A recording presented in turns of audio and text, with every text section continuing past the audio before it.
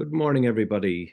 Thank you very much for being here with us this morning for the EASPD Knowledge Café on Arts and Culture. My name is Owen Nash, and I'm co-chair of the EASPD Member Forum on Arts and Culture. We have some wonderful speakers for you this morning that will share their experiences. This is, of course, a knowledge sharing cafe. And I hope you have a cup of coffee or a cup of tea with you that you can sit back, relax, and enjoy the many speakers that we will present here. We will be working between now 10:30 and 12:30 Central European time. In addition to that, for anybody who seeks captioning, there are automatic generating captions available to you. Please do link in with those. As we go through this morning, you will have a range of speakers that will talk about practice, both within organizational settings and maybe some of the work within the mainstream. We will hear from people working to make festivals more accessible. And we will hear about some research as well that is happening. I'll be chairing the session this morning, and I will be strict on time. So as we move through the presentations, I will give a 2-minute notice towards the end of each presentation, and what I would ask that everybody would stay on time. So to introduce our first speaker this morning, I would like to introduce you to the co-chair of EASPD, Alexia Chamodraka, coming from Open Door Greece, and I'll hand over to you now, Alexia. Thank you, Owen. Good morning, everyone. It's a pleasure and an honor to be here with you today and discuss a topic that is clearly very close to our hearts. My name is Alexia Chamodraka. I come from Cerebral Palsy Greece Open Door, which is a registered charity that was founded in 1972 and provides comprehensive services to children and adults with cerebral palsy. I share this floor today with our founder and the honorary chair and the heart and soul of the Open Door, Mrs. Daphne Economou, who will speak to you in a little bit. I speak to you today as the co-chair of the Member Forum on Arts and Culture of EASPD, and I will say a few words about the objectives of our Member Forum and how we work towards the promotion of accessibility in the arts and cultural life in general. So, as most of you probably know, of course, EASPD is an NGO in the disability sector that promotes the views of over 20,000 social services and their umbrella associations.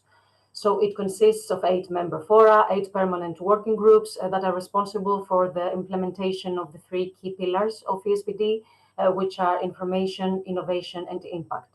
So our member forum on arts and culture actually provides a platform for the exchange of information and good practices in the field of supporting access to arts. Our guide, I would say, is Article 30 of the Convention on the Rights of Persons with Disabilities, which is about equal participation in cultural life, recreation, etc. I need to say that this topic doesn't seem to be yet very high on the agenda of national and international policies related to disability, probably because they haven't understood its importance. So our job is to advocate, is to raise our voices, is to work together to prove in theory and in practice that art is a universal language and it should be accessible to everyone, and that should go without saying eventually. So as a member forum, what we do is that we meet every 1 or 2 months online, and of course twice a year in person during the conferences of EASPD, to design our yearly work plan, to discuss our priorities, and to explore projects that we could create and implement together. So our most recent project was designed around the first European Disability Festival titled DIS that took place in Larnaca, Cyprus from November 1st to November 5th. And it was organized by Neophytos Cultural Organization and EASPD. So we viewed it as a great chance for our organizations and our artistic groups to take part in such an event And we explored what opportunities were out there for us to travel to Cyprus along with our artistic groups at our organization. So we applied for funding for a K1 Erasmus Plus project that promotes mobility of adult learners and staff. And four of us were successful. So we got the funding. We designed a visit that could meet the objectives of the program, of course, but it could also allow us to participate in the festival, both as performers and as spectators. So it was 5 days full of accessible art, full of performances, full of workshops, of discussions, and eventually, if I may say, full of hope about what we can achieve when we are united towards the same mission. Another project of ours was implemented last year in the framework of our member forum and the Lighthouse Network of EASPD that promotes exchange of knowledge and good practices. So some of us visited Cork, Ireland, and Cope Foundation. And before that, during the pandemic, another challenging project was designing a documentary in collaboration with 10 other organizations. But Mrs. Economou will speak to you about it shortly. And because I could go on forever talking about what we do, I won't do it. I know that the time is limited, Owen, so I will stick to my time.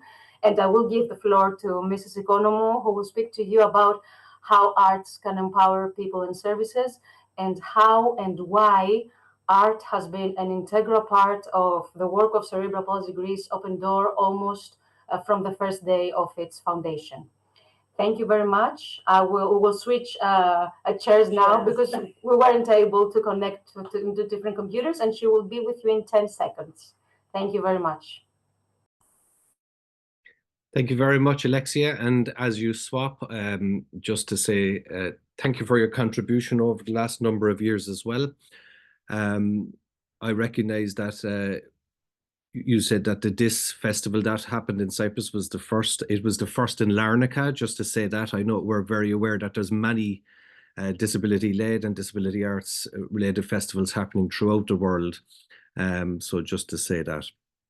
I hope everybody has their cup of coffee or their cup of tea and is good. That's good to see. Isabella, you have yours anyway at Golden Gate Bridge.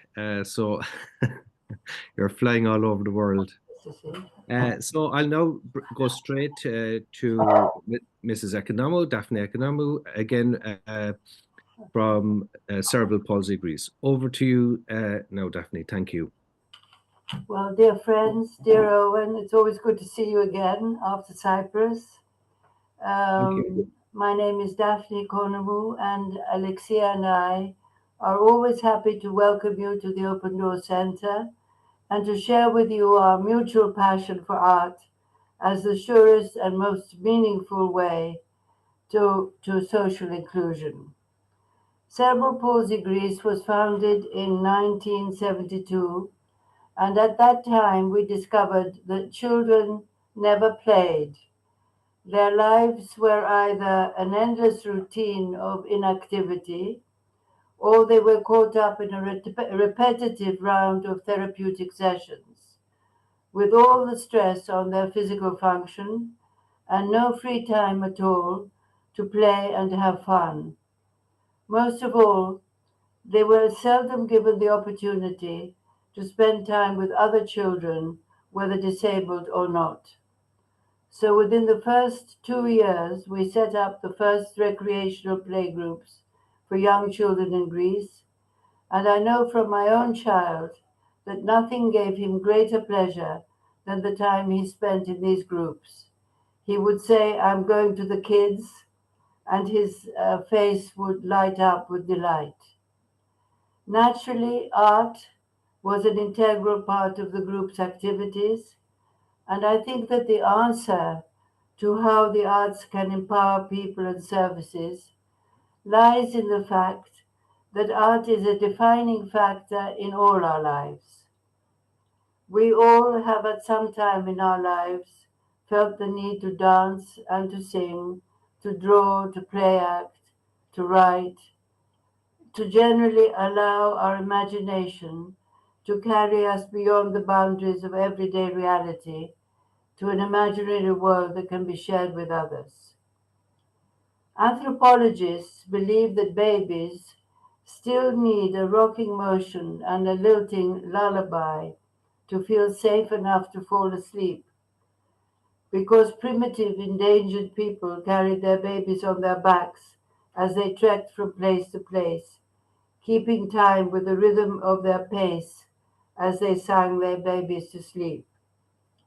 In Australia, song lines not only carry songs and stories from place to place, but stake out imaginary, invisible boundaries. And centuries before man learned to write, he painted the elements of nature that surrounded him in order to worship and appease them. And the wild horses immortalized in the cave paintings of Lascaux are still roaming the flatlands in the south of France, as are the beautiful painted swallows of Thera still flying in the sky. All nations in the world celebrate the coming of spring, with carnivals, dressing up, and masking as a fundamental need for regeneration. And surely the most absolute art, the art that brings us all together, the art that knows no boundaries, the art that we can all share, is music. In The Merchant of Venice, Shakespeare writes, "The man that hath no music in himself, nor is not moved with concord of sweet sounds, is fit for treasons, stratagems, and spoils. Let no such man be trusted." And an ancient Chinese proverb says that dynasties depend more on music and ceremonies for their survival than on force of arms. Young children still, even in this very digital age, will play imaginary games. If we leave a small child in a garden, very soon that child will make up stories, imaginary stories, will find imaginary companions, and will create a new world. And this is so important because obviously within our natures there still is this need for creativity and imagination. We all know that play and creative activities are essential for the development of a child's personal identity. And straight after we discovered the need for recreational groups for young children, we went further and set up an art club for our young adults. And right from the start, the results were immediate and astounding. The members with disabilities made incredible breakthroughs and found ways to express their inner selves as unique individuals with an indisputable right to the freedom of artistic expression. And by their side, our staff and volunteers changed and developed too, as they discovered not only hidden talents in themselves and others, but also achieved self-confidence, social graces, and balanced human relationships. Since the founding of our art club in 1975, we have produced over 25 theatre and dance performances, have participated in numerous expeditions, sang at numerous concerts, and won numerous prizes. But most of all, we have witnessed every day how art can empower people with or without disabilities to reach further and to fly higher. Over the years, we have put this belief into practice with inclusive artistic activities for all ages at the Open Door Center and a series of artistic workshops for people with and without disabilities from all over the world that have left their imprint and have been emulated widely. Our latest joint project was inspired by the Member Forum on Arts and Culture of EASPD, each of 10 member organizations, all involved in artistic activities for people with disability from 5 different European countries, undertook to perform and film a section of the universal myth of Demeter and Persephone, which was then edited and transformed into a finished artistic product. And speaking of myths and legends, the ancient Greeks believed that Hephaestus, the wisest and most ingenious of gods, was a cripple. It makes you think. Myths record events that caused astounding changes in the way humans feel, think, and they have found wondrous expressions in poetry, music, drama, dance, and painting. So, what it all comes down to is that it is up to us to foster and develop the creative talent that exists in children and young people with disabilities by allowing them opportunities for artistic experiences and the scope to express themselves freely through art. Nothing is more tragic than a missed opportunity. If we are to empower people and services through art and speak of an inclusive society where differences are celebrated and not discriminated against, then we do not want artists to be delegated to a separate category as special artists or their work as special art. It is essential that both the enjoyment of art and the expression of art should be inclusive, involving disabled and non-disabled people as equal and as co-artists. This is the only way we can learn from one another and create a far more human world for us all. Unfortunately, we still seldom see performances in which able-bodied people are true partners and co-artists alongside disabled artists. They too often still appear as backstage helpers or wheelchair assistants, and this, in our view, is a mistake and a waste of potential talent. This video that we will show you is, I believe, a proof of how meaningful and fulfilling it is when we are all together.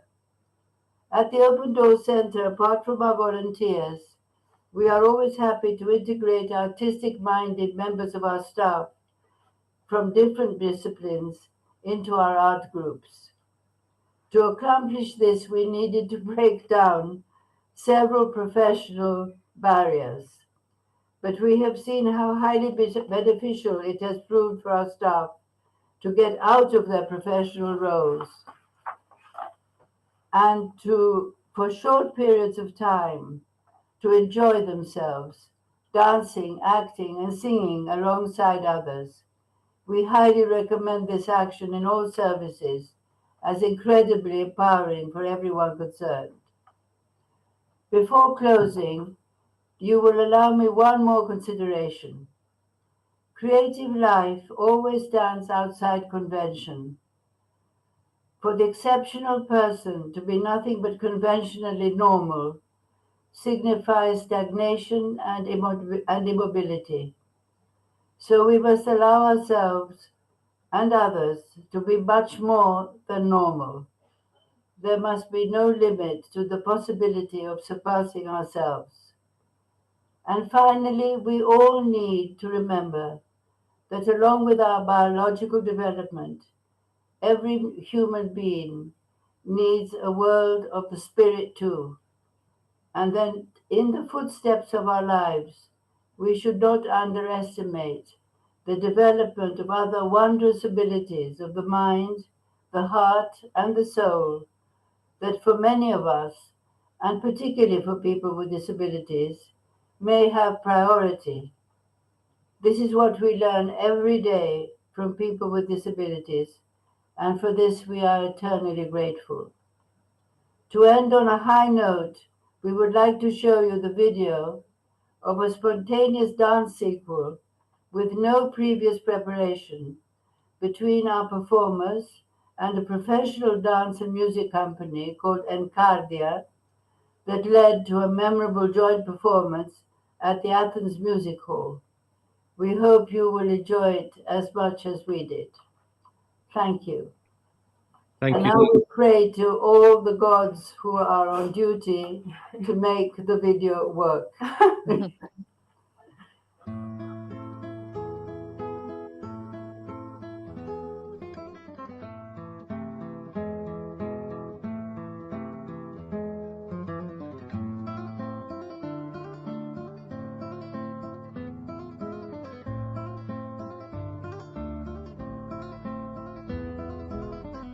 Non c'era Davini, non c'era Davini e son finito. Solo il sospiri tua, solo il sospiri tua, solo il sospiri tua, ma hanno chiamato. A cuore, corre, corre di zucchero e limone, dage danno vasa in bocca, dage zucchero alla bocca.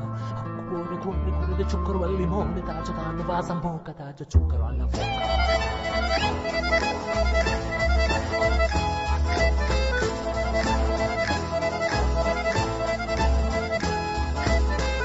E sei più bella tu, e sei più bella, e sei più bella tutti nazi rasa. Che dall'amore tua, che dall'amore tua, che dall'amore tua qua non ti vasa. Oh, elle, mo le becco de venì, mo le becco de calammi dalla mano ci li va. Oh, elle, mo le becco de venì, mo le becco de calammi dalla mano ci li va.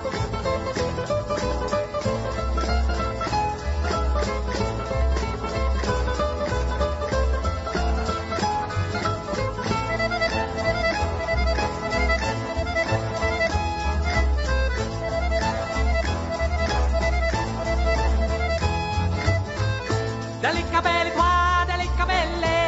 capelli tua sono innamorato. Li becco di volà, li becco di volà, li becco di volà in dal viento. A cuore, corre, corre da zucchero e limone, da giornano vasa in bocca, da zucchero alla bocca. A cuore, corre, corre da zucchero e limone, da giornano vasa in bocca, da zucchero alla bocca.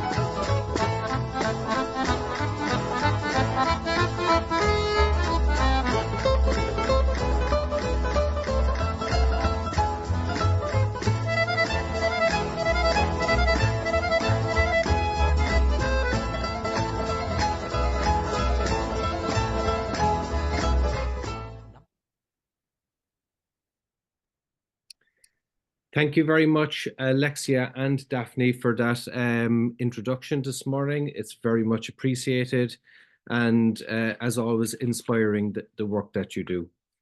We're going to continue on now straight away, and we will leave a discussion towards the end of the session. So I'm going to introduce the Revelland project next, and we'll hand over to Ronald Leitenberg and Mitzi Valls to do this next section. So over to you, and you can introduce yourselves. Thank you so much. Yes, thank you, Ian. Hi, my name is Ronald Lichtenberg. I'm a 50-year-old man with some gray hair, wearing a white shirt and a dark coat jacket. And I'll be sharing about the Revelland project. But first of all, thank you very much, Daphne and Alexia, for the very inspiring words that you just shared. I thought I wrote down some stuff that I'd like to get back to later on in this presentation. Let me choose to share with you the full screen of my presentation and then go back to this. So you'll be seeing the Revelland slide, the Revelland logo. Is that correct? Yes, we see it. Yes, we see it. Great. Yeah, so Revelland is a project about accessibility at European festivals. why, as Daphne said, like arts empower people to reach further and to climb higher. And I think that's a great quote that I'd like to take with me from this session already. What we have been doing is we've been in touch. I'll share more about my organization later on, but I'll first share the reaction that we got now for 22 years, because we've been working for 22 years in this field of arts and people with limitations or disabilities. And the general reaction, whether I was in Sao Paulo or in Sydney or in Cape Town or in Finland, most people consider accessibility as a problem. And the general perception is basically it costs money, it takes time, it requires effort. Most people don't know exactly how to do it, and there's only a small benefit. It's not that you're selling all of a sudden hundreds of thousands more questions. One more thing, I have the privilege to give this presentation in a university building where I've just been teaching. And there is this light sensor that if I move, the light goes on, and if I have not moved for 2 minutes, the light goes off. So you might see every now and then this light going on behind me. But to get back, so generally, these are the ideas, the common thoughts that come up when I start talking about accessibility. However, people do it because of moral obligation and sometimes out of financial necessity, because, for example, they got funding and then they need to make it accessible, or they have they only get the funding if they spend attention to it. And my assumption is that when that is the case, when people see accessibility as a problem, not much will be done, and only the bare minimum will be done in order to tick some boxes. And for that, many things have been followed. So many toolkits have been designed to help festivals to tick those boxes. And we created ourselves one as well. And I hope it's clear enough to reach for everybody, to read for everybody. And we defined, first of all, the idea of accessibility in 7 different elements, like experience. Can you understand what's happening on stage? The reliability, like how reliable is the communication on your website? Or how easy is it to understand what's going on? And how are you being treated by the people who work in the venue or the festival? How easy is it to reach? And how easy is it to use the facilities? Like, can you order at the bar? And the payability, like who is going to pay for that interpreter, that sign language interpreter that's coming on stage? But we also noticed that this is not doing all the things. On the left side, you see segmentation of group with of people with limitation. Clearly, this segmentation is arbitrary. Like, you can discuss and you can even segment this in 100 different groups, if not even more. But often we chose this one, this kind of segmentation. But again, this can be done more. Now here, if I show this to festivals, then they look at this and they think, okay, so here you got 27 cells, and they got a bit disencouraged. But I'm trying to show this so that they can see maybe you're already doing things, and you can also see where's the low-hanging fruit. However, we noticed that it's time to get to the next level, and we like to call this accessibility 2.0, where it's not so much about where it is more about sense of belonging, where it's about creative accessibility, and where it's about an integral or a holistic strategy. And I will share more about these different ideas that I'm mentioning here. So first of all, sense of belonging. Over the years, we've come up with various terms like accessibility and inclusion and liberty and equity, equality, diversity, and whatever. But in the end, it is about a sense of belonging, right? People want to feel at home. They want to feel welcome. They want to feel that they're being looked after. And it is a bit of a scary thing, because festivals until now could follow the checklist and tick their boxes. But in order to create a sense of belonging, you need to know, what do we need to do for that? What do we need to do for you to have that feeling of sense of belonging? And it means you have to get in touch with people with a limitation. It means that you have to reach out yourself. You can no longer sit on your chair and follow that checklist. This is one of the most difficult parts that we've seen with festivals. The second idea is creative accessibility, and how we define that is accessibility in such a way that it provides added value for several target groups. And I'd like to explain this concept with this simple example. Like picture was taken in a museum where there's quite a basic staircase of 6 steps, and next to it is a wheelchair elevator. When I visited this museum, this elevator was not working, as it is the case in many situations. I asked the employee, like, how much did this cost? And she estimated it on 20,000 euro. So this, with the sticker of a person in a wheelchair in it, I came there with my son in a pram. I did not feel invited to put my pram in there. Also, it separates the people, right? So the wheelchair goes left and the rest of the people go there. So this is basically a solution with a good intention, and the reality is that it doesn't really work.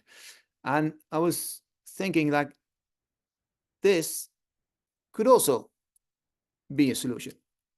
And given that it was in a museum, I'm pretty sure that the CEO of the museum could have found an artist who would have designed a solution that could be used by multiple groups and therefore be of a benefit of many more people.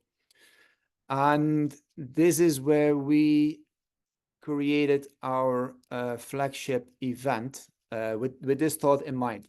So, as Daphne also said, we can share arts through music. However, what if you cannot hear? And I still think that also deaf people, people with hearing difficulties, can experience art through music. And it does help if there is a different, an added solution to it. So 22 years ago, we started organizing music events for deaf people, also for hearing people, also with deaf people. And what we did is that we checked the music. So bands that perform give us their set list, and they tell us, is this song, is this about love, or is this about sensuality, or is it the quiet song?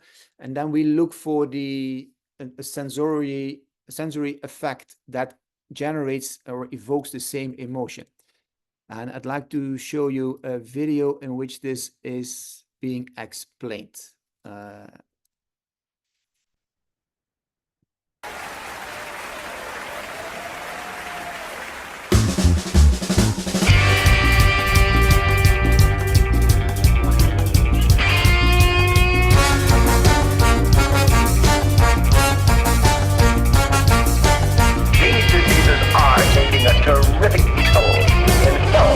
Ze zit iets onderscheidend om het bij muziek toegankelijk te maken voor iedereen. Juist door dat als vertrekpunt te pakken, ga je heel anders nadenken over wat je neerzet qua programmering. Andere festivals zijn meer gericht op alleen maar muziek. En Sin City is meer gericht op het totale plaatje. Dus horen, zien, ruiken, proeven, voelen. Dat komt terug in alle programma-onderdelen.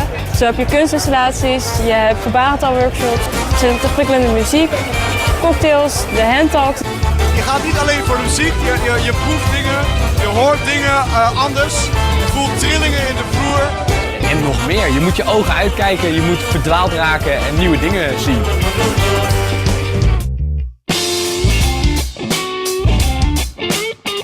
Vandaag sta ik eigenlijk iets te doen wat ik bijna nooit doe. Een soort van super experimenteel koken. Het gaat echt om de ervaring en beleving. We hebben een zintuigregisseur die met alle acts die worden geprogrammeerd uit de oefenruimte ingaan. En gaat eigenlijk kijken van oké, wat is het gevoel wat de act of de schrijver wil overbrengen naar het publiek toe. En samen met aroma-jockeys, food-jockeys, VJ's gaan ze kijken van oké, hoe kunnen we dit liedje vertalen naar alle zintuigen. Zodat we eigenlijk de optimale beleving krijgen van het liedje dat is geschreven.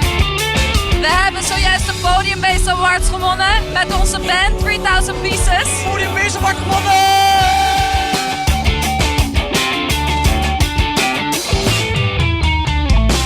Ja, er is echt zoveel en dat maakt het ook zo leuk. Het maakt niet uit wie je bent of wat je kunt doen. Zolang ze elkaar daarin kunnen vinden, lijkt me dat een heel mooi doel. Iedereen is vrolijk en daar hou ik wel van, dus de sfeer is goed. Als je ergens naartoe gaat wat je hebt gepland, kom je hopelijk onderweg iets leukers tegen wat je niet had gepland. En als je daar blijft hangen, dan klopt de programmering voor mij. Laat je verrassen. Dat is waar het om gaat.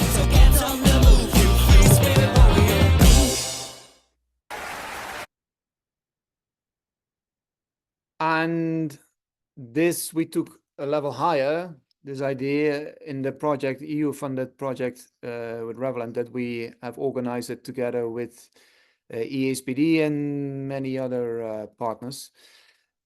In a nutshell, it's a network that is looking for innovative ways how to make live music inclusive and more immersive. And with immersive, I mean that it's taking the audience along.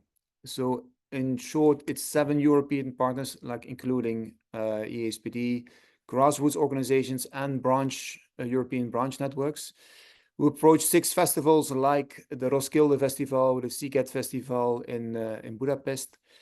Those festivals selected each one band, and we connected them with 8 sensorial experts, but then international top, like the stage designer of Glastonbury or Dua Lipa, or the chef of the Wimbledon tennis tournament and the royal family. And they, together with those bands, teamed up with 2 inclusion boards, so boards consisting of people with limitation, who gave a lot of feedback and worked with these bands as well. And they created 6 each, created an immersive and inclusive show that has been performing at those 6 festivals, showing the audience, but also the festivals and basically the entire music sector, that accessibility does not need to be a burden. It also can be cool and sexy and hip. Basically, it can lead to artistic enrichment. And I see that I have 1 more minute left, not to take away Mitzi's time. Thank you, to give you one example, here is 3 pictures of the Dutch band. What they did is that they analyzed their own set, and they broke it up in 3 pieces, where the first piece was about opening up.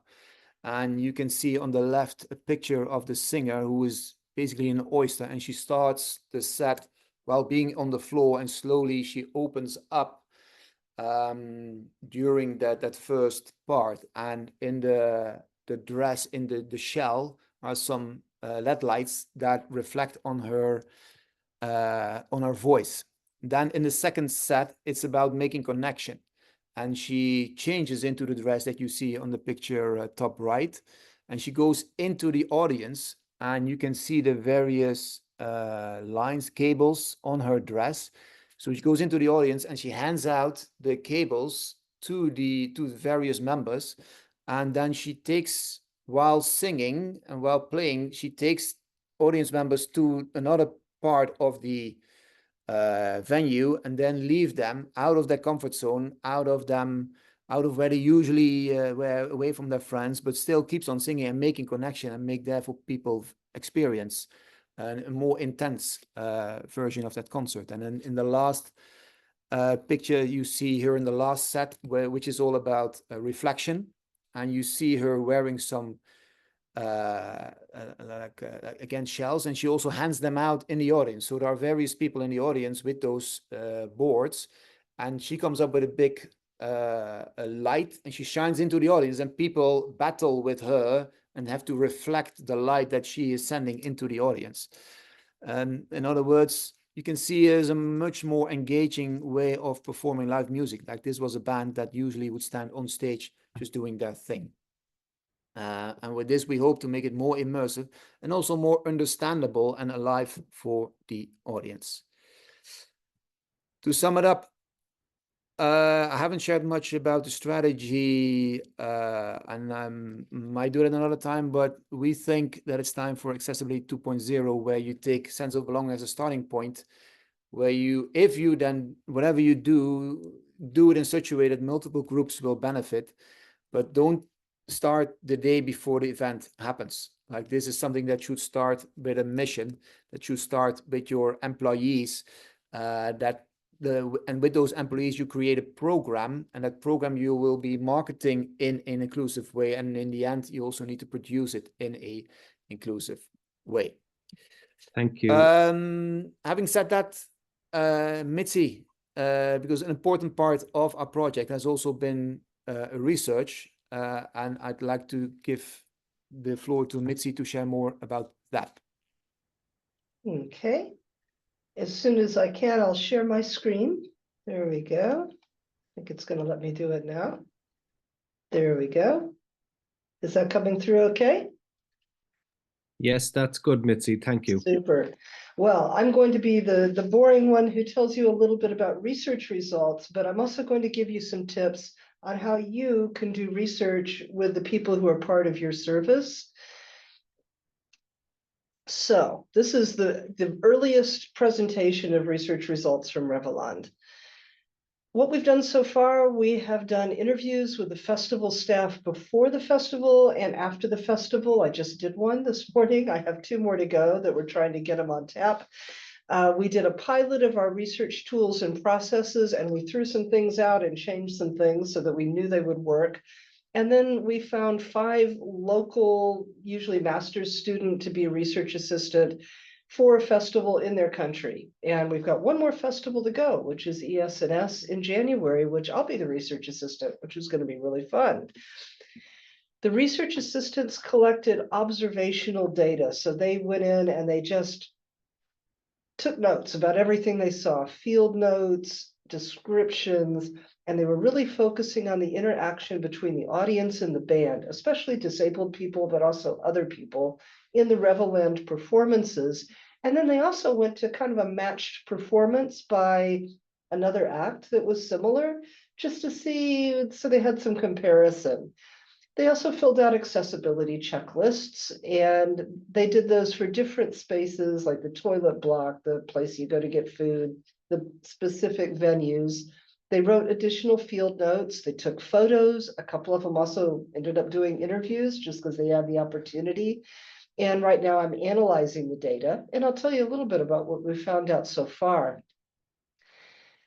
The really important finding, and this is the one that I like the most, is that there was indeed more active audience performer interaction at the Revelland curated events.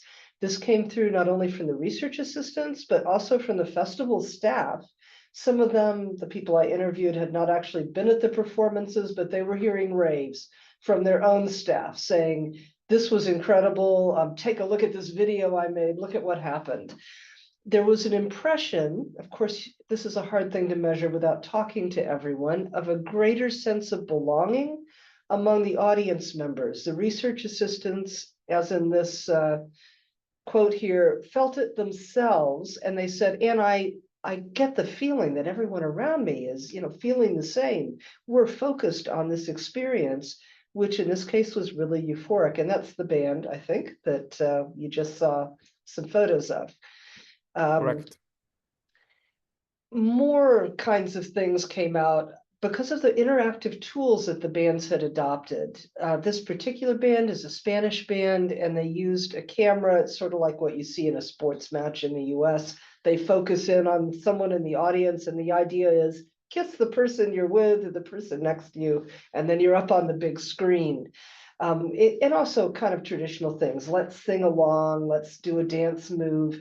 They're using the tools that bands have always used to get people involved, but using them in new ways and really thinking about how do we also involve disabled people who might have different sensory experiences of what we're doing.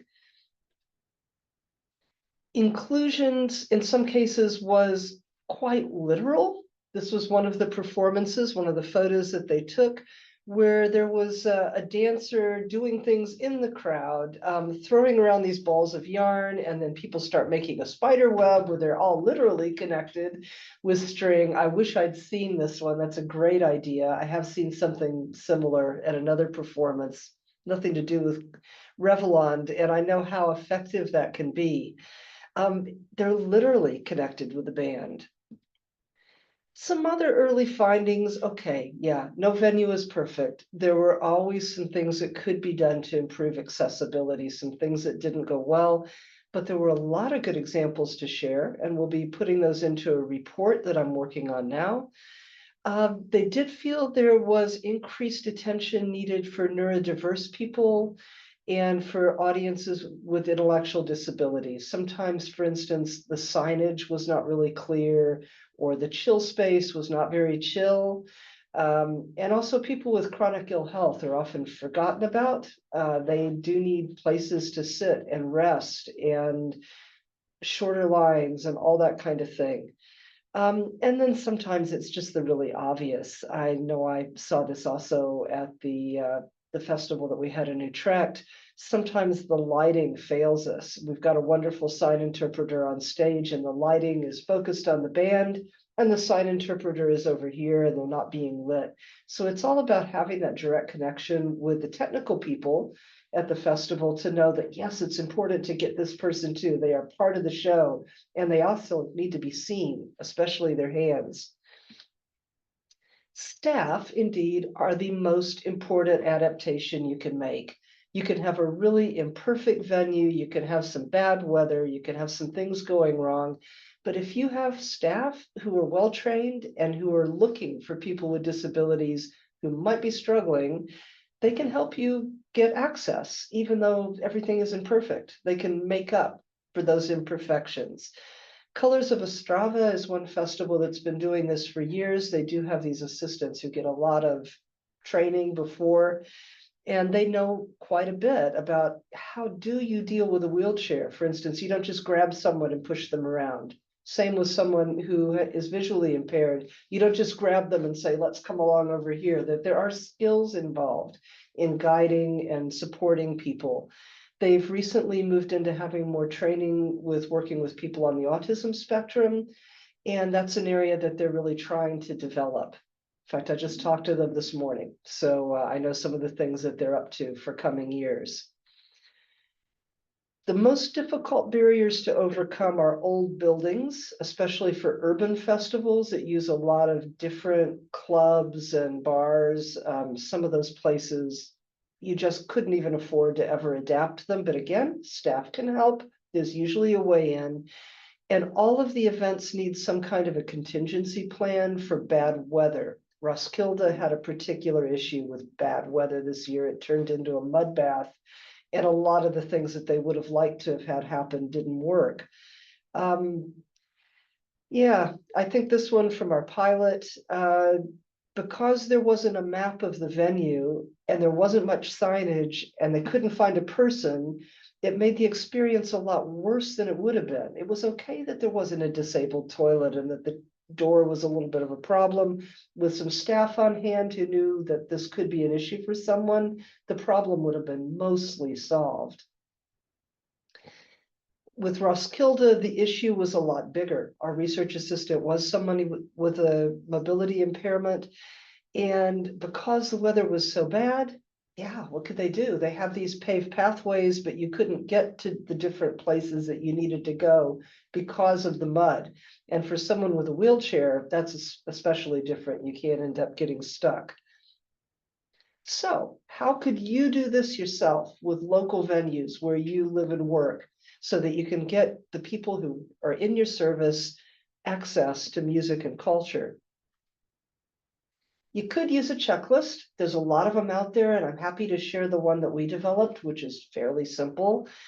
The nice thing about checklists is they're easy to understand and use, and people of different ability levels can do it. So you can have someone who is, for instance, not someone who can write, but who can speak. You can send people out in a pair to work together. One person says it, the other person writes it. People can take photos. They can take little video clips, and it's easy to compare and share results. So if people go on different days, we can see what went well with different kinds of performances and different staff. On the other hand, checklists limit you a little bit, even when you have boxes for anything else. You tend to just get what you ask for, and people use them differently. Some people just tick, yeah, it's there, it seems fine. Other people put in a lot of time and add comments. I'm not saying either approach is better than the others. Sometimes just the quick is also good, but you get a different result from different people. Observations, I think, are the most powerful tool you've got because they can be done by anybody. A person can take a video with their camera. They don't need to be able to speak to people or to write. They can show you what's important to them, what they saw and what they experienced. It's easy to include photos with observations or text or voice notes on your phone, and you get a rich description. People can also go in pairs to do observations. So someone can be asking questions to kind of prompt attention to different features of the venue. On the other hand, time consuming, definitely. You've got to be there for the whole performance maybe, or go through the whole venue. And what you see is, of course, subjective, and it's not necessarily being guided by form like it is with a checklist. The other thing you can do is have more long-term involvement between a venue or a festival and a disabled person's organization or a facility or another kind of group. You can also set up an inclusion board, which Ron mentioned. One of our partners with this project had inclusion boards that were involved very early on in the process with talking to festival organizers, and in their local community, they're quite active. That allows different levels of involvement by end users. Some people will want to go to every single performance they can and be super involved. Other people will just come to some meetings, and that's okay. You can build support into an inclusion board so that you have support people there to support the people who are part of it. And that long-term involvement can really build a relationship between your service users and a venue or festival, and build trust so that they will listen to what they're told when the service users say, hey, there's an issue here, but also that people feel safe in making suggestions, like positive suggestions. Just 2 minutes now, Mitzi. Yep, just about wrapped up. Can be time consuming. It can be hard to keep people involved over the long term. A few issues to be aware of. Most of those standard assessment tools are focused on physical and sensory disabilities. I don't find really good tools for working with neurodiverse people, and their needs are, of course, diverse. And people with disabilities need to see some action when they go do research. It shouldn't be just a thing that we do. It should have results. And thank you to the Revelland team for the opportunity, and to our research assistants who I'm sure would love to do all of this again. So if any of you are based in any of the countries where they worked, I can always put you in touch. The end. Thank you very much, Ronald and Mitzi, for that presentation. Very insightful. I think, both the insights that we're getting from the research point of view, and I think the earlier thing that came up for me certainly was the embedded access, and starting early with that process, not leaving it to a last minute thing is essential. We'll now take a 5-minute comfort break just to allow people to breathe and take a break, and we will return at 1:30. So that's 5 minutes exactly from now. Okay, thank you.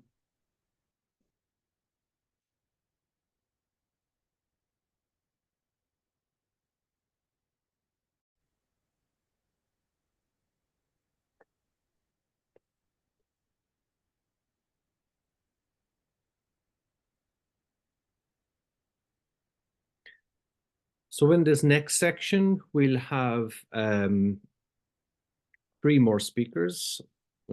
Lorena Martinez from Europe Beyond Access, Isabella Essel from the Zero Project, and I'll share a little bit about my own research as well that I'm doing.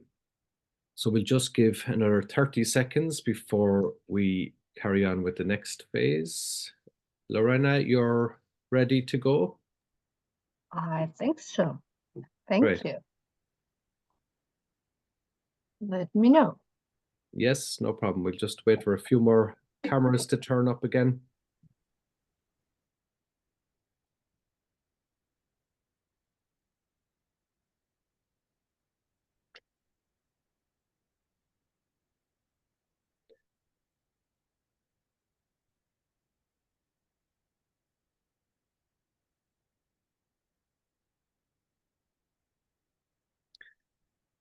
Okay, Lorena, in your own time, you're very welcome, and please go ahead. Thank you. Thank you, and thank you to EASPD and to my fellow colleagues. It's a pleasure to be here with you today.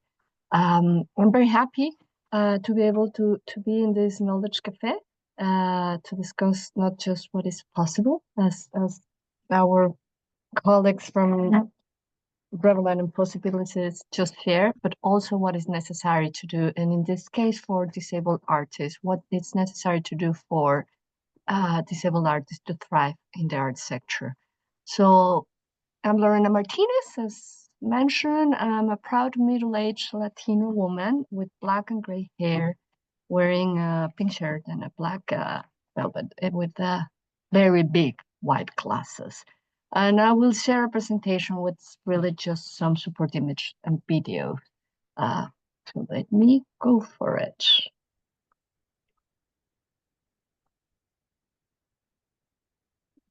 Hope it is okay. Does it look like? Yes. Yes, we have it. So, thank you. So,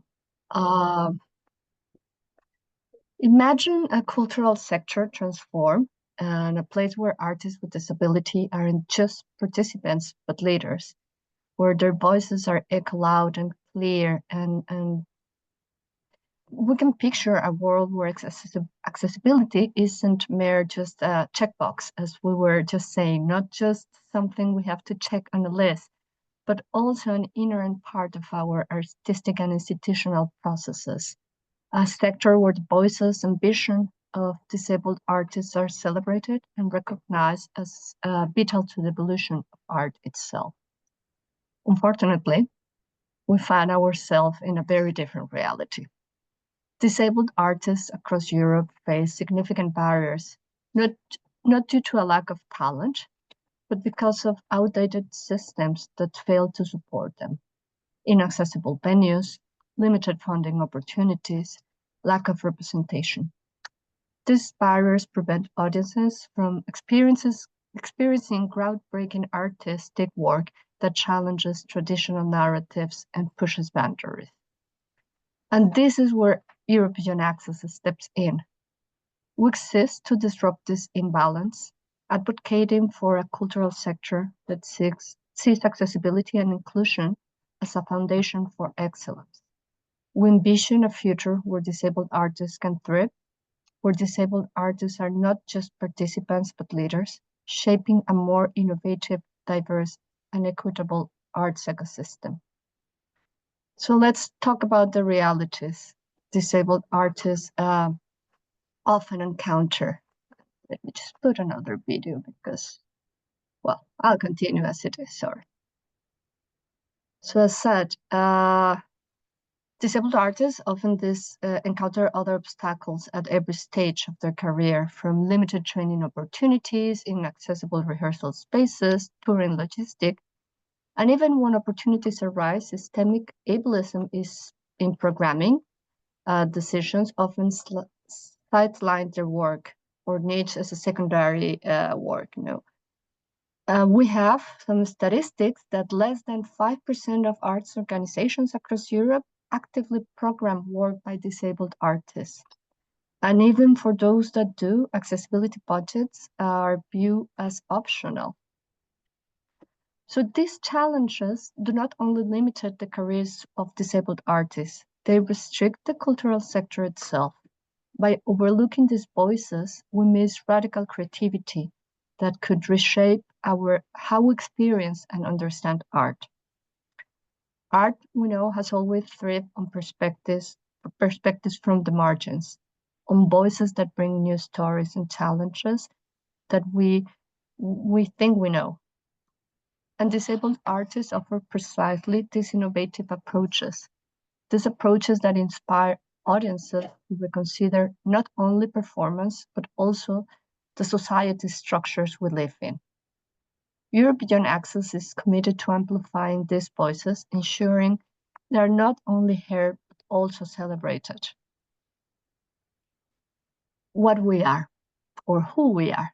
Europe Beyond Access is the largest transnational initiative in the world focused on supporting disabled artists in contemporary dance and theater. The unique of this project and this consortium resides that we bring together mainstream, high-profile cultural institutions that are not disability-specific organizations. And these institutions, these 10 partners, recognize the unparalleled excellence of creativity of disabled artists. Our network, as said, includes 10 different partners that varies from leading multi-art form venues like Ognasis Stegi in Athens or Culture Jazz in Lisbon, renowned dance festivals such as CODA, Oslo International Dance Festival, influential arts venues like Amnagel in Hamburg, and dance companies like Skånes Dance Theater in Malmö, Sweden, the leading partner of this project. Each partner brings different expertise, states, and audiences, allowing us to showcase the diverse work of disabled artists through Europe. So audiences can experience something very different in Hamburg than you can experience in Lisbon, or you can experience in Malmö. And what does this look in practice? So in practice, for the next 4 years, we will commission 3 major international co-productions, 19 works, showcase 20 performances across 10 countries. This is not just programming a performance, it's reshaping the cultural landscape. Our efforts aren't just about individual opportunities, it's about systemic transformation. We create platforms where disabled artists can thrive and demonstrate the richness and diversity they bring to the contemporary performance. This work is already influencing change in other programmers, venues, and audiences, where also they're embracing accessibility as a core artistic value. We have also seen some direct policy impacts. For instance, the Culture Moves Europe program now includes a specific accessibility budget line to support disabled artists. This is really a crucial step because we can ensure artists are able to fully participate in international residencies and touring opportunities. And these are the kind of ripple effects we aim to create. The legacy of Europe Beyond Access lies in the sustainable pathway we create. It's vital that even after our project concludes, disabled artists can continue to access these international opportunities. We must advocate for permanent changes. As mentioned, the proposal of Culture Moves Europe accessibility funding is fantastic. But what happens when this funding ceases? It's 2 minutes. Thank you. When the spotlight dims.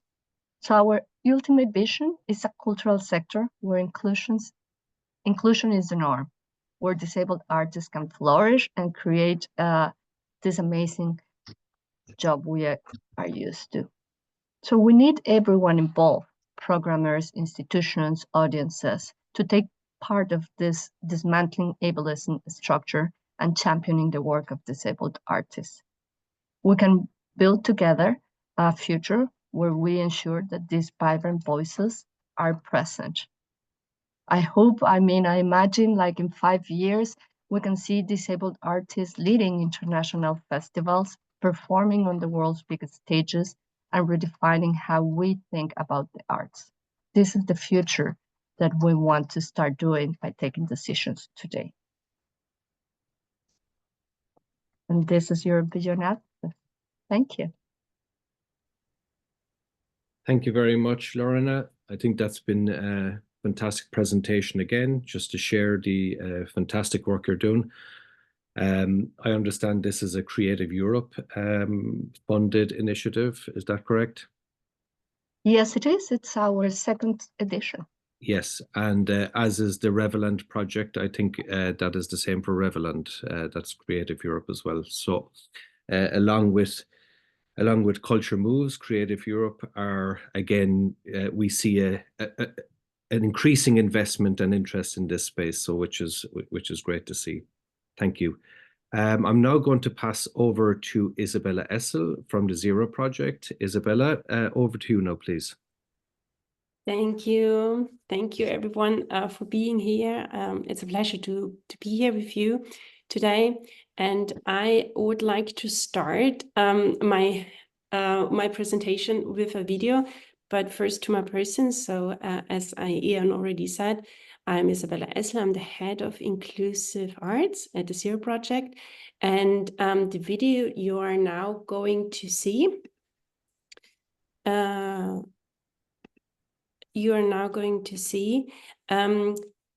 shows or summarizes our efforts in the arts.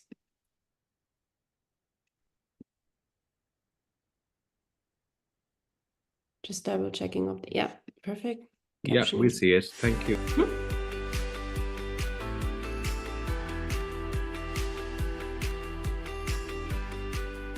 We at Zero Project believe in the transformative power of inclusive arts.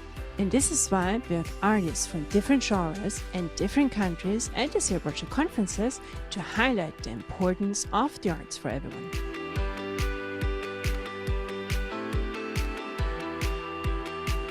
We're building economic impact in terms of accessibility, audience participation, developing performers, inclusive performers, and inclusive visual arts as well. So all the arts are included in this, and we can help transform society to be more inclusive.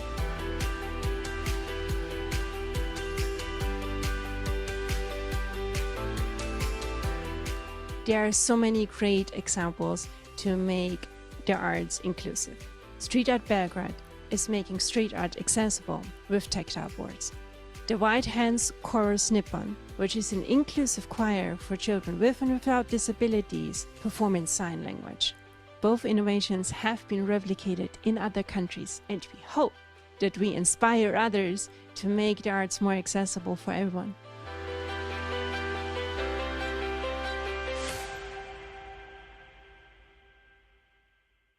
So this was a quick run through to what we do at Zero Project Inclusive Arts.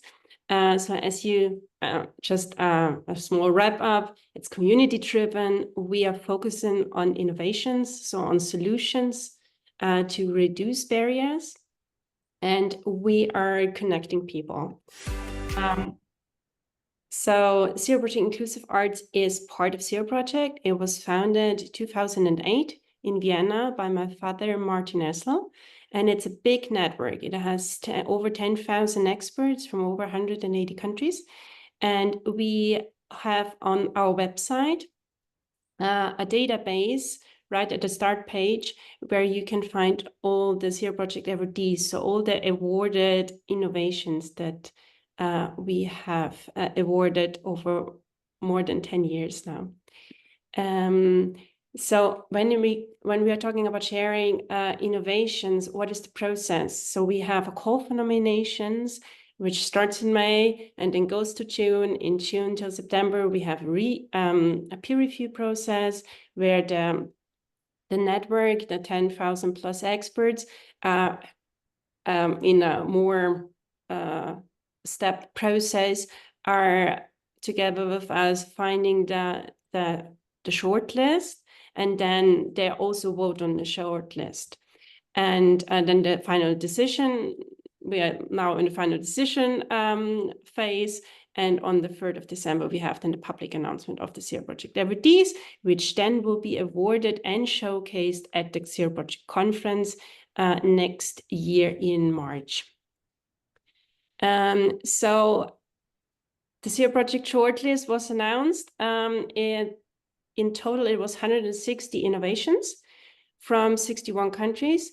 And within these, there are 6 art innovations from 6 countries. All the awardees, not the awardees, but the shortlist, you can find in the link here on the slide. But I want to run through now and show you the shortlistees, the 6 art shortlistees. So you get an idea what kind of innovations we are looking for. And yeah, So let me start with the first one. It's the Na Lagat Center. It's from Israel. It's in 2 cities. It's founded 2007, and it's a center, a cultural center where they have a theater with deaf and deaf blind actors. They have like a blackout dark restaurant where they employ blind and visually impaired waiters.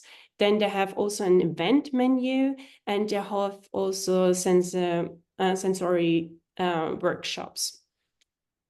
The next one is from Sweden. It's the Reichsteatern.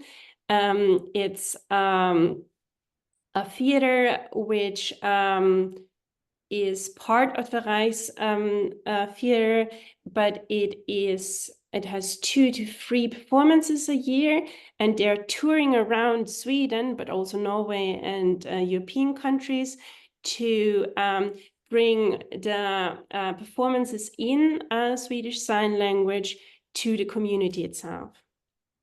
And they're doing that since the 1990s. And then Handiclap from Germany. It's a platform for over 300 inclusive bands, chorus, or solo artists, where you can go on the platform and book the bands for your event. And this is going on now since 2021. Then there is the internship program from the Rosemary Kennedy Center in the US, which is a huge art institution which has offered a lot of over 910 individuals with disabilities the possibility to have an internship within the arts sector, and some then could continue on and have successful careers now. And then the Dialogue Diversity Museum, which comes from Japan. It was also founded in the 1990s, and it is a museum where they employ tour guides with different disabilities who guide through certain spectrums of the museum. So there are tours where you have a dialogue in silence, so where you have a tour guide with Japanese Sign Language. Then you have also the dialogue in the dark, where you are guided then with a blind tour guide. And this is, as you can see, all over Honshu, mainly in different cities. And last but not least, our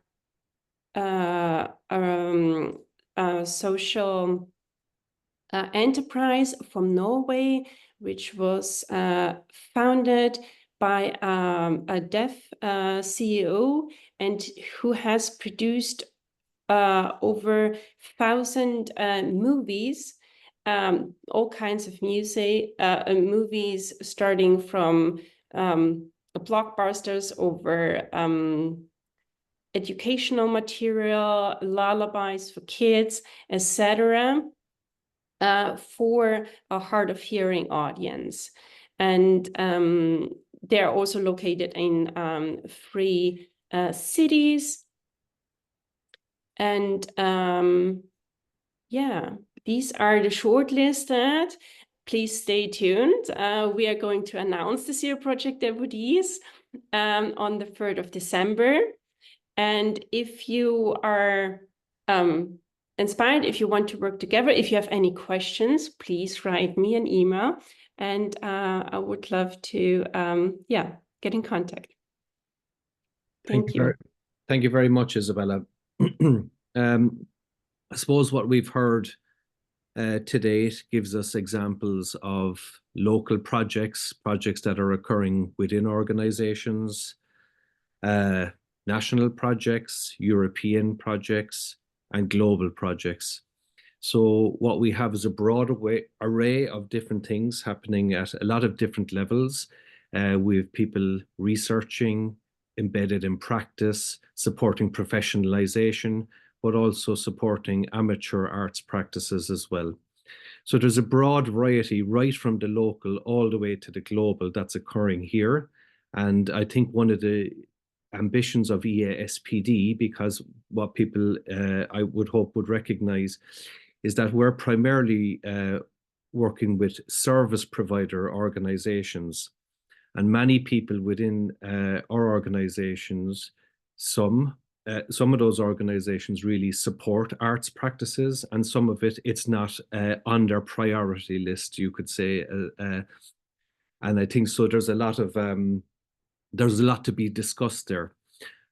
What we will do now, or what I will do now, is I'm going to present a little bit about my own current research to share a little bit about that, and then we'll open the floor to discussion between those of us that are here, because I know we have other projects here and maybe people who'd like to ask questions or share something in the last half an hour. I recognize my maths wasn't very good because I have the next session will start at 12:10. 3 10s are 30, not 40, but maths was never my strong point. That's why I went into the arts. Okay, so let me see if I can share this.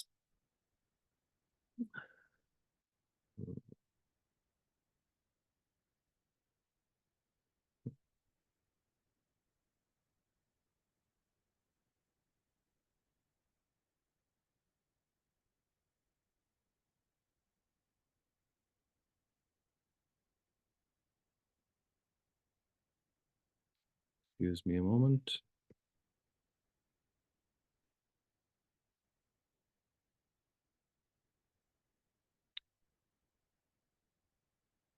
Okay, that is not working. Nora, is it possible for you to bring this presentation up? Or Dimitri? Yes, could you share with me? And I can share it. I sent it this morning. Let me. I'm not sure why. Maybe if I open it in a different program. Apologies about this, guys. I'm sure it has happened to all of us, Owen. Don't worry.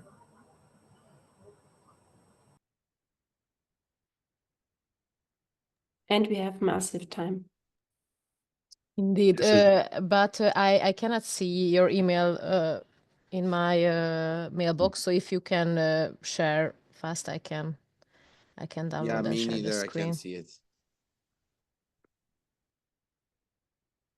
Okay. Let me just try one more thing here. It's opening in a program.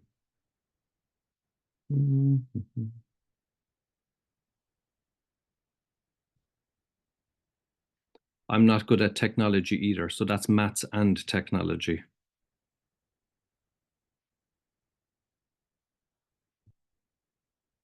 Okay, bear with me, folks. Sorry about this.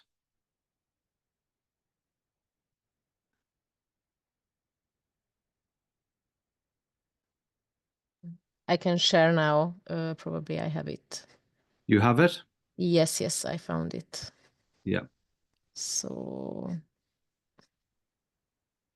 can you see it? That's it. Yeah. Okay, so let me know when I need to move and I will move on. Thank you very much. So I'm currently doing my PhD research with University College Cork, Cope Foundation, the organisation that I work for, and it's supported by the Irish Research Council, which has now been rebranded as Research Ireland. I founded an organisation called Suasha Inclusive Arts, which works within kind of Cope Foundation. Primarily the work I do is with intellectually disabled artists, and that's been my work for over 20 years now. Next slide, please. Here's a few pictures of me going around the place doing things I do. You might see some familiar faces there, but it just gives a sense of both from practice to activism, to speaking and presenting, and of course, reading. Next slide, please.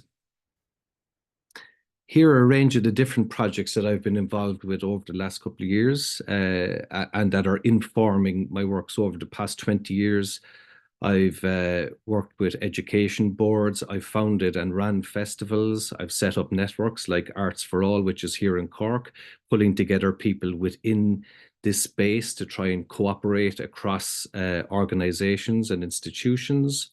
I'm working internationally with EASPD for the last 10 years. I've managed and run a range of different Erasmus Plus projects, from exchanges to others. I'm involved in Munster Technological University and very involved in the Inclusive Music Ensemble there as well. But today I'll speak about my current research, which I'm 2 years into and 2 years to go, all going well. Next slide, please, Laura. This piece of research has ethically been approved by the university. So just to say that in advance, that it went through a rigorous procedure of ethical clearance before embarking on the project. Next slide, please.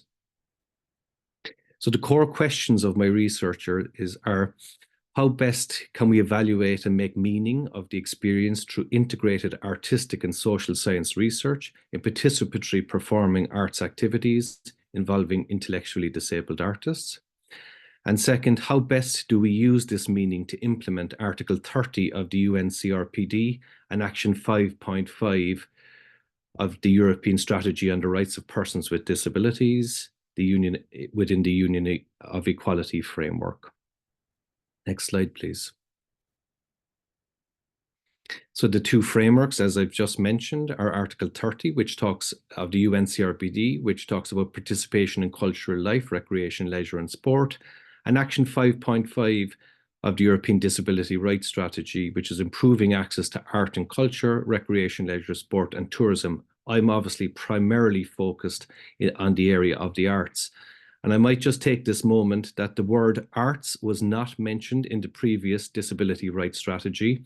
And a range of people I know around in this group, and certainly myself and others in EASPD, lobbied for the term arts to be included within this current disability rights strategy that leads on to 2030.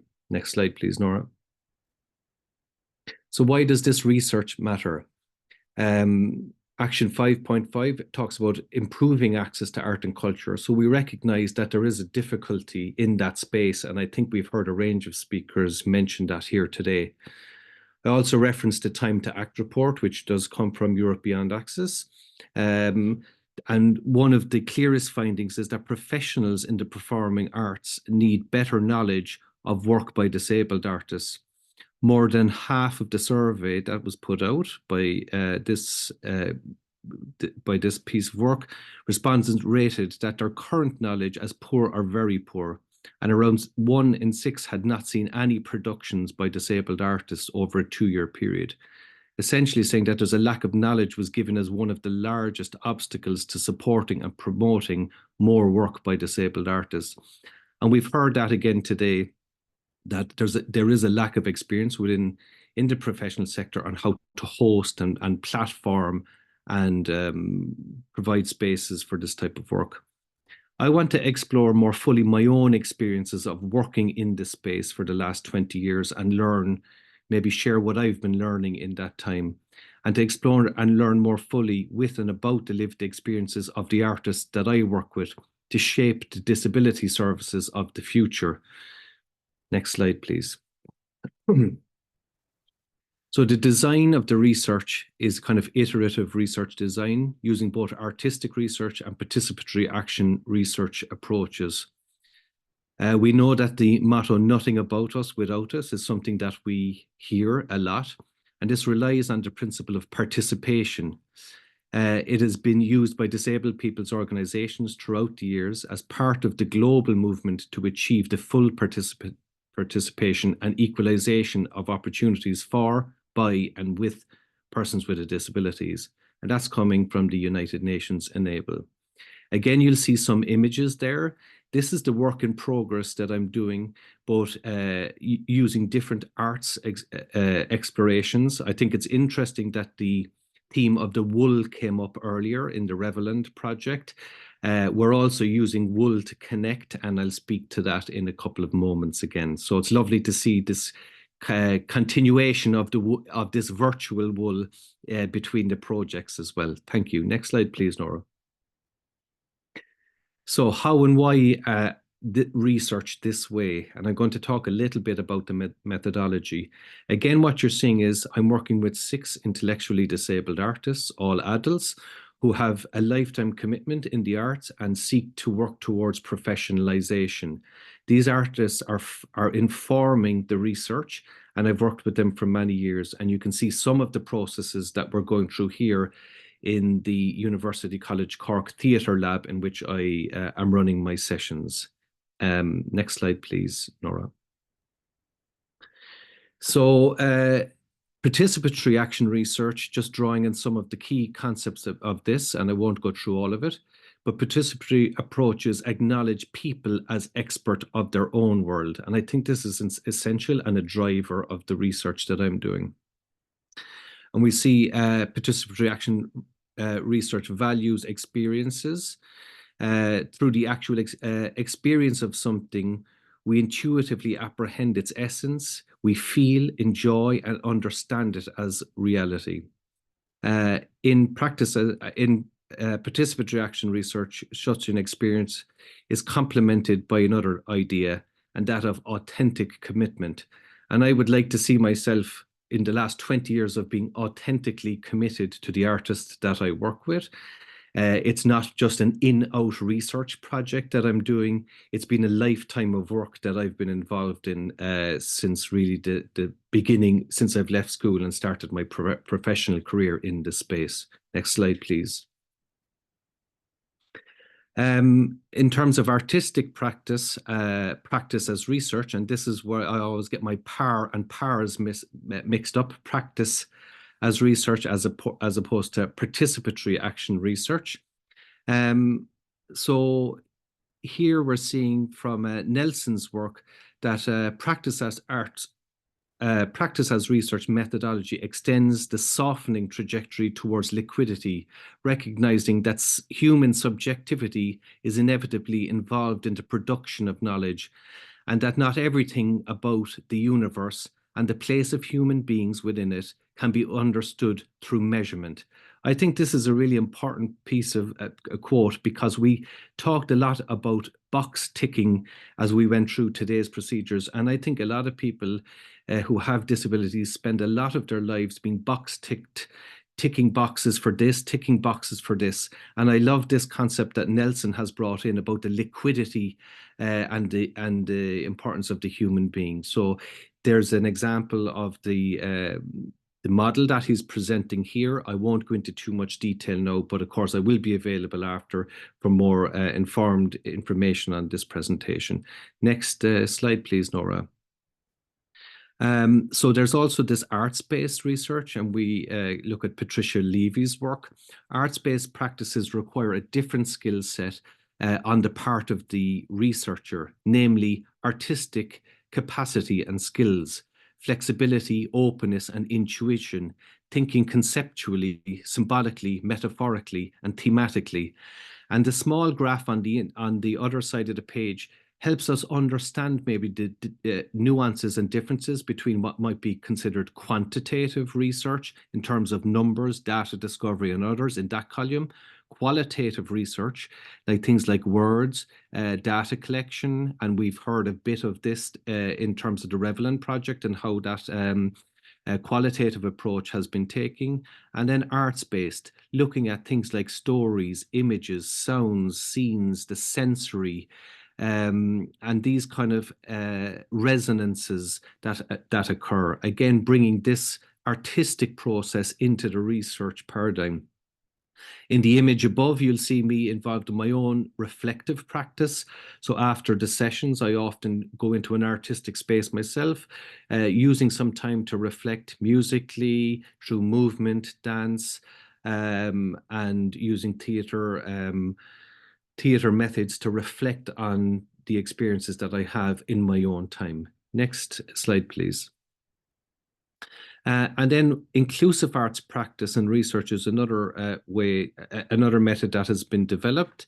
Again, all of the references are on the bottom of the slides, but this inclusive arts practice research can begin to challenge the ultimate authority traditionally placed in the fields of medicine and psychology to direct policy outcomes for people with learning disabilities. And of course, that's the area that I'm in.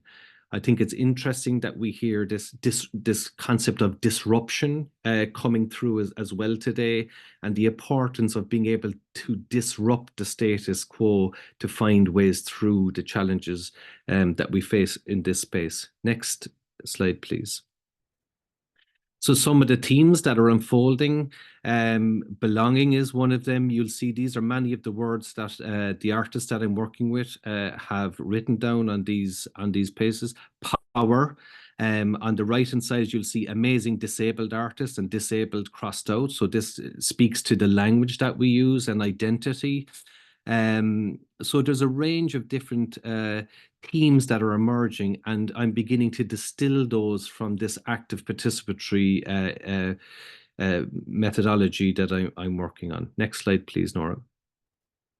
So currently we're making the score of what's happening. So each artist is developing a piece that they would like to make in this next phase of the research. There's story writers, there's people who want to do disability equality training through artistic practices for arts organizations. There's filmmakers, there's visual artists, all involved. And through this crystallization process, as Ellingson says, that there's no formula for crystallization design exists. Instead, opportunities and constraints abound, and researchers should accept, even embrace, an organic evolution of their projects. And this is what's happening. These are very much evolving organically, and the knowledge is unfolding as we go through this process. Next slide, please, Nora. So the next steps is that we'll be making a lot of the artwork. We'll be producing it and making it over the next 2 years, and I'll be researching the experience of the making process. We will be moving that towards an end product, and there will also be an accompanying dissertation. So there will be a written dissertation, but also an artistic output. And the research will be on the understanding the process of that making over the next period of time. I would hope to be able to present the work in 2026 when my scholarship comes to an end, which with both a production and the written outcome. Next slide, please. There's a list of references and websites that I think might be helpful if anybody's interested in this. And I think that's it from me. And I really appreciate the time to be able to share a little bit about my work here as well today in my local context and research context, as opposed to the European work that I'm involved in. Thank you very much for listening to that.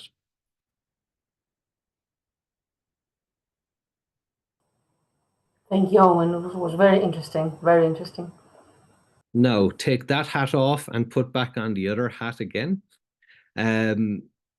So we have some time, folks, to begin to share some conversation around what we've heard today. I think, you know, we've talked about disruption. I've heard words about radical creativity. We've mentioned the culture moves. Lorena, you mentioned culture moves earlier as well, and the Creative Europe programme. And in fact, with my discussions with the European Commission recently, they've informed me that very few disabled artists are applying for that strand, and they really want to encourage that. So I would suggest that this is something worth looking for. Again, coming back, we've heard from local, national, European and global projects here, people involved in practice, research, looking at festivals. And what's really interesting for me is the artists who remain behind the walls within organizations and their access. The staff supports, staffing came up, the staffing support that comes around those artists that work in organizations, and the knowledge. do we employ artists within our organizations to really, we talked about the next, Daphne talked about, I can't remember the exact phrase you said, Daphne, and I know, Ronald, you mentioned it as well, but flying over where we need to go. But if we don't employ artists within settings, we are really limiting the ambition for artists within those settings. So creating opportunities and employing disabled artists in those spaces. And then, of course, with Europe Beyond Access, we have the professionalization and the approach towards that, and the priority of mainstreaming, which I know is key for that initiative as we move through. So there are many layers at which we're working at here, both from amateur to professional, within institutional settings, between the institutional and the professional, and the professional. So let me open the floor. Please just raise your hands, either by doing this or digitally. Please do that also. And I would open brief interactions. So don't hog the floor, but let's keep them brief and let's be able to respond to them so we can have as many voices as possible in the next 20 minutes. Thank you. Alexia, do you want to jump in first? Thank you, Owen. I have a question. I'm here with Daphne again, so we're together. I have a question for Mitzi and Ronald about the Revelland project, because we paid close attention to the presentation, and we wanted to ensure that we understood correctly that all this project has to do with the accessibility of the festival for people with disabilities as spectators and not as artists. Is that right? We just wanted to make sure that we got it right. Let me answer this one. And could you please rephrase it, because I think I've heard it right as well. But even though you're asking me if you got me right. We realized while watching your presentation that the Revelland project has to do with the accessibility of the festivals for the spectators with disabilities, right? And not for the artists that want to present a performance and have a disability. Is that right? Did we understand correctly? Yeah, and almost. However, there are a few nuances that I find very important to make. So, and actually, this was also a question that I want to bring in the group as well.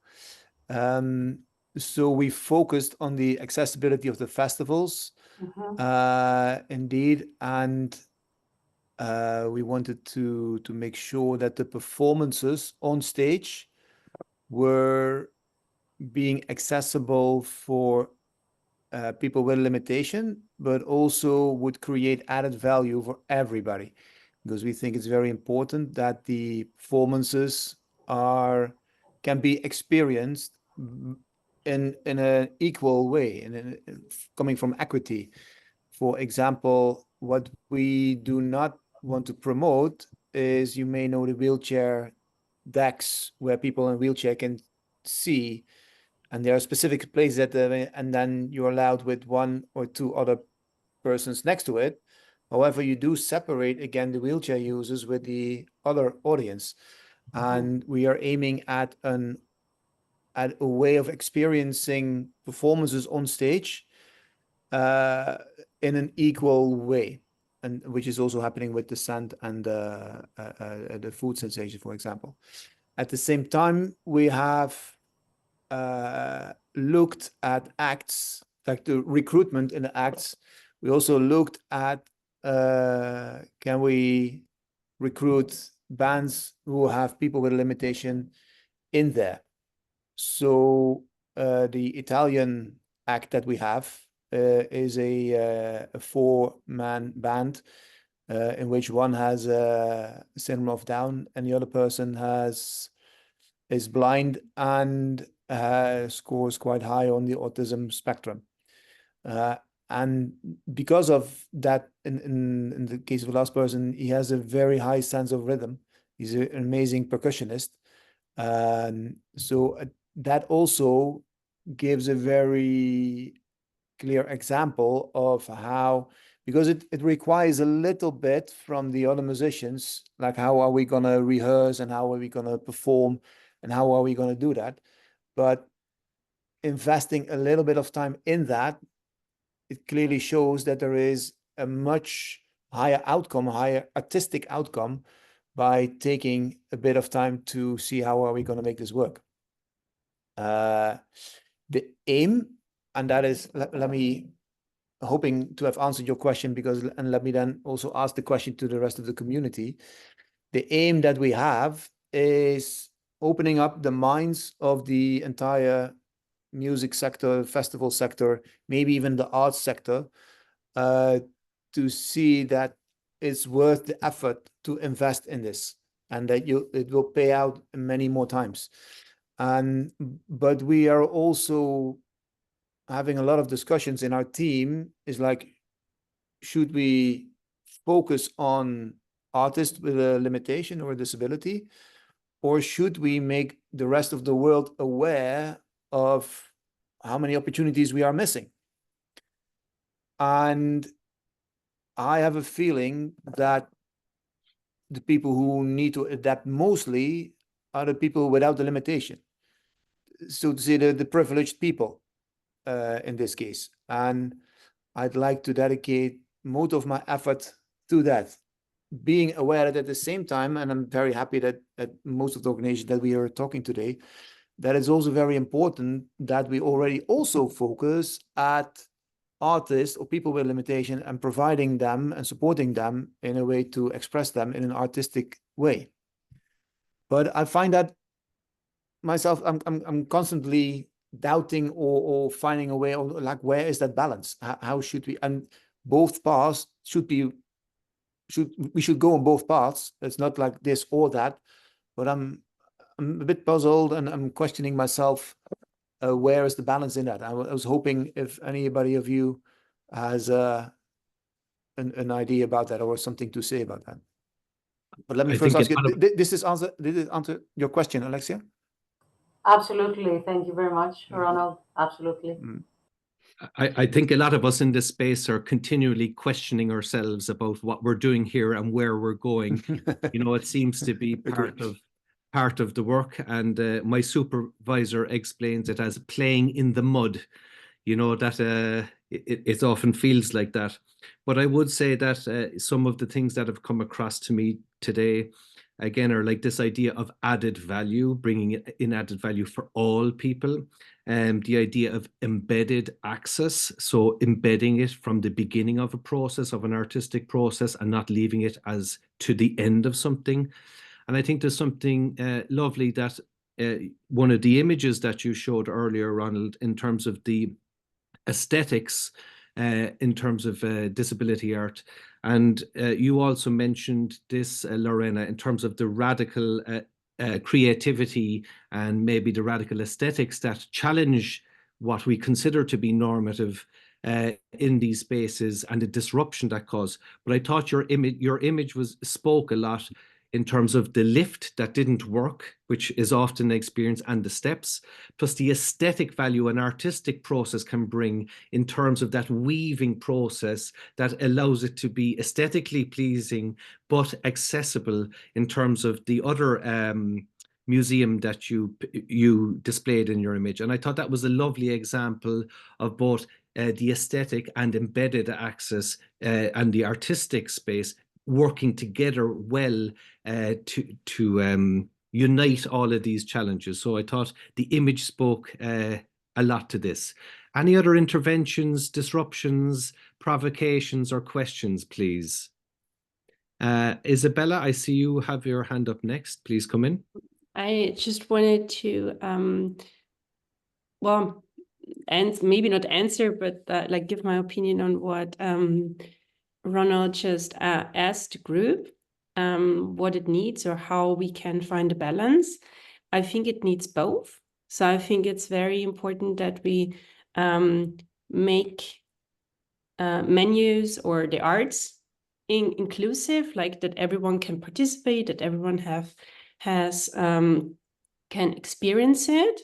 But on the other hand, in doing so, we also allow and give possibilities for everyone, people with and without disabilities, to participate also artistically. So I think by working in inclusion already, as you do with Revelland, you already participating in the process and making that happen also for artists with disabilities, making it easier for them to also perform at the festivals that you're working on. Would you agree? Yeah, and thank you for that as well. And that brings another element with it as well. So if we try to be disruptive, if we want to be disruptive and change the mind of a society that is not inclusive at the moment, we might also have to work on the accessibility of artists with a limitation towards, let's call it, the regular audience. What I mean by that is, I think it will help us if we pay attention on making sure that the performance that an artist with a limitation does is being put in the right context in such a way that it leads to appreciation or admiration even for an audience that is not familiar with a person of a limitation. I'm not sure if I'm being abstract or if this makes sense.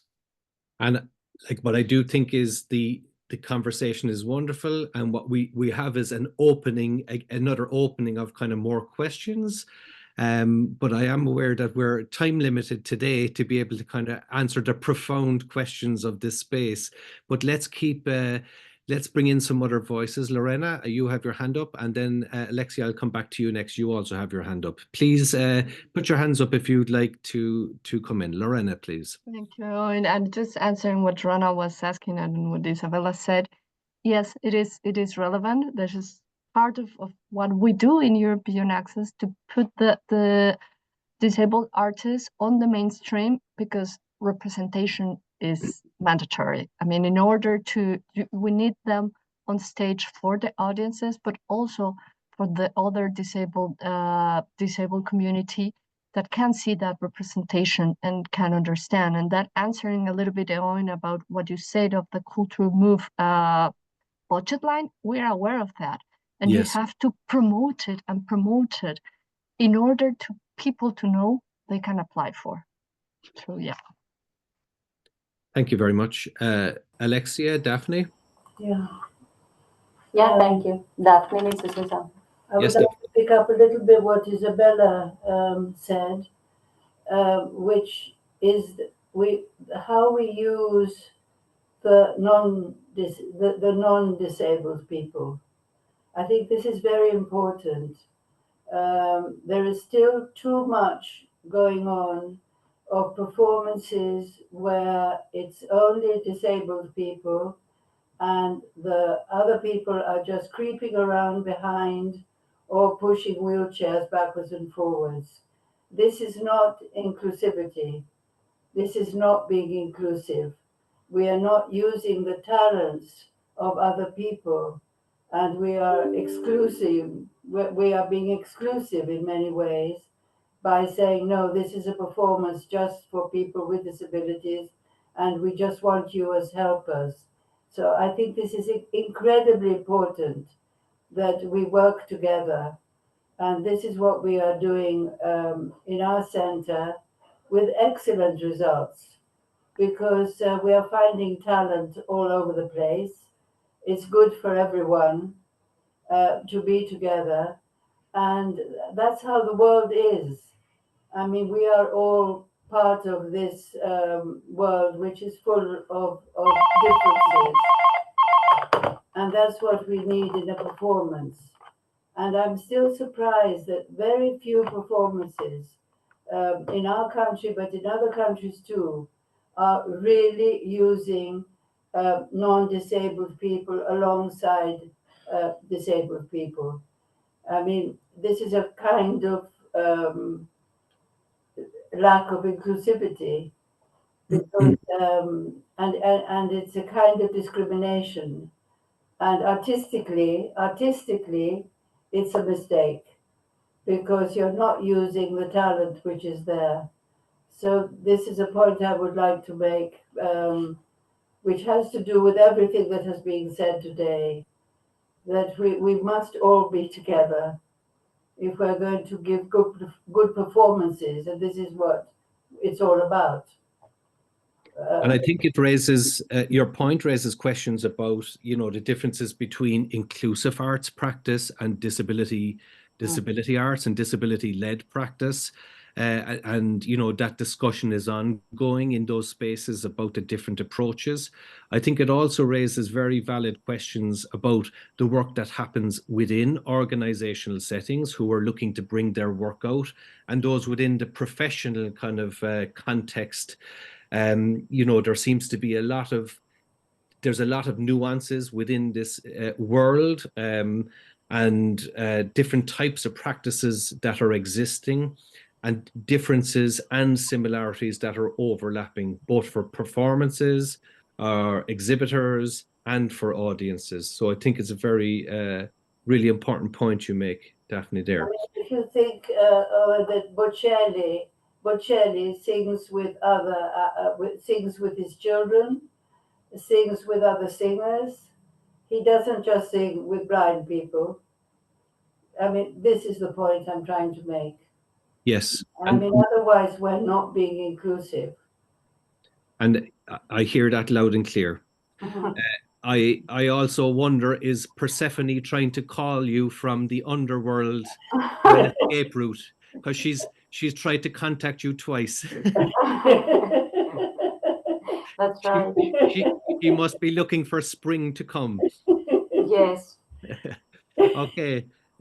Maybe I can just host two more questions, and we'll wrap up then, because I'm aware of people's time. So if there's any other interventions or things that people would like to say, we'll take those, and then we'll bring this Knowledge Cafe to a close.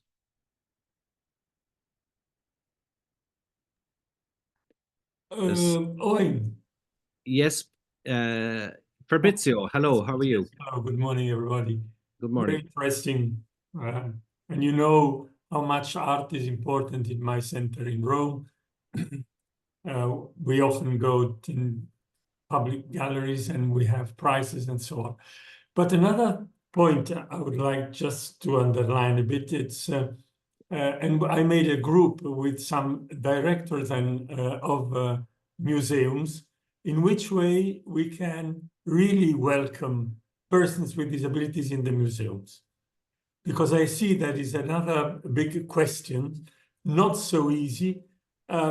Some people do not accept them so much because they are afraid they can break something, or if a person's blind persons or partially sighted, they can touch, but they cannot touch everything, of course. But so we are just trying with these head of museums here in Rome, and not only, but in the province, what we can organize to welcome persons with disabilities in the museums, because it's not only art is not only that they are artists, but they can also be visitors of art. And yes. I think that this is another point that we could touch and put it in a list of what to do from now on.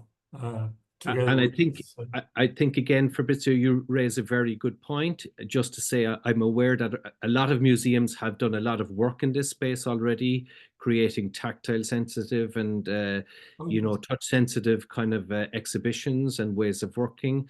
I know there are probably examples from Europe Beyond Access in the Zero project, and I know the Glucksmann Gallery here in Cork has done a significant amount of work in that area. As I understand, Caitlin Kelly from the Munster Technological University is also actually doing some PhD research on this area. But you again open a fantastic point about bringing people into museum spaces, which can be a huge challenge. And I know that a lot of people are working on that. Isabella, I'll take you, and then we'll bring this meeting to a close. Thank you. Thank you, Fabrizio. I just put in the chat a link on the Inclusive Museums Guide. It's only on Austrian museums though, but it's available in English, and there you can find all the museums, what they say they're accessible of, but not only the things that they provide, but also what they partly provide. So with that in hand, you can also deal with expectation management. So even if your museum is only partly accessible for some people, you can still put it online, you can still spread that information, and then people can decide if they want to come or can come to the museum. Have a look. I'm just putting up this group because it's time to move a little bit forward. So that's the reason why I wanted to share together with you what I'm doing now with some of these managers of museums. That a bit scare some of them, not all, of course. Not they are very welcome persons with disabilities as well. Thank you both for that. Mitzi, I see you with your hand up. Don't worry. My hand icon isn't working. If anyone has other questions about museum accessibility, you could get in touch with me in person. I've got a lot of resources to share. And there's a lot of expertise and research done in this space already, with brilliant examples from right across the world. Okay, folks, I will now begin bringing this to a close. Can I just say a couple of things? First of all, to thank all of our speakers and presenters here today for giving us your time and sharing with us. This is an ongoing conversation right across in our own countries. I know the HSE had a conversation yesterday and is going on this week in Ireland about it. At a European level, this is going on, and at a global level, this is going on. The key thing that EASPD would like to offer out to people is an open hand, a gesture to be able to connect with each other, to share with each other. Our member forum on arts and culture has an incredible array of experience in both practice and research. We're aware of the many projects that are happening across the world, and we want to connect with you. Let's not work in silos. Let's connect together, learn together, so then we can advocate together at all of the different levels, whether that's at an organization level, local, national, international. Let's do it together, and that's the offering to connect. I've recently been re-elected as the chair of the EASPD Member Forum on Arts and Culture, and I am on the board for the next 4 years. So I am totally committed to this space for most of my working life, and continue to be, and hopefully have a position of influence and openness on the board over the next period of time. Key words that I've heard from today are belonging, added value, embedded access, radical creativity, and connecting, putting the arts and the disabled artists at the center of it, whether that's at an amateur or professional level. Can I just thank the EASPD team who pulled together this work? I just want to thank Nora, who's here, Sydney, who's in the background, Ivana, who's put in an awful lot of work as well, and Dimitri in terms of the technicals as well. Renaud, I see you're there too. I'm sure you've had some input into this as well today, so I recognize it. The wonderful co-chair of the Member Forum, Alexia, who's been a great support to me in all of the work that we've been doing together, and those at Open Door Greece for the last 4 years. And hopefully our relationship will continue into the future. And to the speakers and attendees here today. It is a brief opportunity to discuss and to share, and no doubt that other collectives like ours will be hosting events like this. And I hope that we can continue to share and to invite each other and to continue to connect both online and in person while we pursue the best opportunities in this space for all involved. Thank you so much for your attention.